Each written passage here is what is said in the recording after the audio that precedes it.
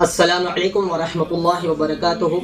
قصیدہ برد شریف ایک مقبول اور معروف عربی نعت ہے جس کے بارے میں ہم سب کو پتہ ہے، جو عربی جانتے ہیں وہ بھی اور جو عربی نہیں جانتے وہ بھی۔ بارہا اس کو ہم سنتے رہے، بچپن میں خوب سنا، آج بھی سنتے ہیں۔ بہرحال یہ کن کی لکھی ہوئی ہے اور اس کا نام کیوں پڑا، آئے سمجھتے ہیں۔ سب سے پہلی بات، 6 صدی ہجری میں ایک ممتاز عالم محمد بن سعید بہاؤالدین البصیری کے نام سے مشہور ہوئے ہیں، جو اپنے وقت کے بہت بڑے امام تھے اور غالباً انہوں نے 162 اشعار پر یہ قصیدہ لکھا۔ بیان کیا جاتا ہے یہ واقعہ جو کشف الظنون میں اس طرح سے لکھا ہے کہ ان کو فالش پڑ گیا، ہر جسم بیکار ہو گیا، تو انہوں نے سوچا کہ اللہ سے ملاقات سے پہلے وہ نبی کریم صلی اللہ علیہ وسلم کی شان میں قصیدہ لکھ دے۔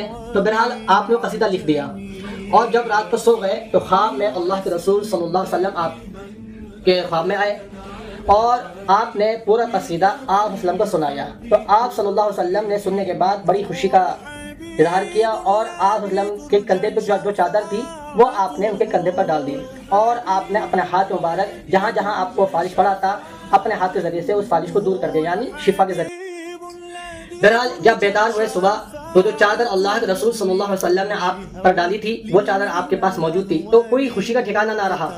بہرحال اللہ تعالیٰ نے آپ کو شفا دے دی، کیونکہ وہ جو خواب آپ نے دیکھا تھا، آپ وسلم سے ملاقات ہوئی، پھر آپ وسلم نے وہ چادر آپ کے کندھے پہ ڈالی اور جو آپ نے اپنا ہاتھ مبارک آپ کے جسم پر ملا تو آپ کی جو بیماری تھی، جو فالش پڑا ہوا تھا، وہ ختم ہو گیا۔ اسی خوشی میں آپ باہر نکلے اور اس قصے کو آپ نے واقعہ کو سنایا۔ بہرحال یہ واقعہ بہت مشہور ہوا اور یہ قصیدہ بہت زیادہ مشہور ہوا۔ تو یہ واقعہ تھا کہ وہ بیمار تھے، فالش تھے، اللہ سے ملنے سے پہلے وہ چاہتے تھے کہ میں کوئی ایسا کام کر جاؤں جس سے اللہ راضی ہو جائے، تو اللہ کے نبی صلی اللہ علیہ وسلم کی شان مبارک میں آپ نے قصیدہ لکھا۔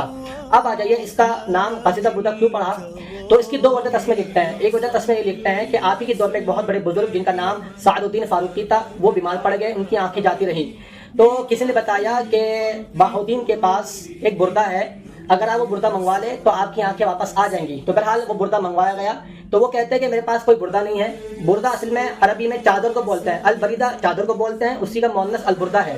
بہرحال وہ کہتے ہیں کہ میرے پاس تو کوئی بردہ نہیں ہے، کوئی چادر نہیں ہے، میرے پاس ہاں ایک قصیدہ لکھا ہوا ہے جو میں نے نبی کریم صلی اللہ علیہ وسلم کی شان میں لکھا تھا۔ تو بہرحال وہ کہتے ہیں کہ ٹھیک ہے ابھی ہی دے دیجیے۔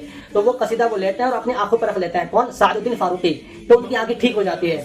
ایک وجہ تو یہ ہے۔ دوسری وجہ وہی ہے جو سب سے زیادہ معروف اور مقبول یہی ہے کہ وہ فالش ان کو پڑ گیا تھا اور خواب میں آپ صلی اللہ علیہ وسلم آئے اور جو چادر آپ صلی اللہ علیہ وسلم کے کندھے پر تھی، جو بردہ آپ کے کندھے پر تھی، وہ بردہ آپ نے ان پر ڈال دی۔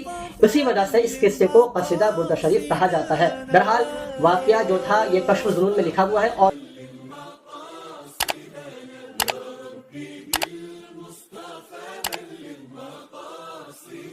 واغفر لنا ما مضى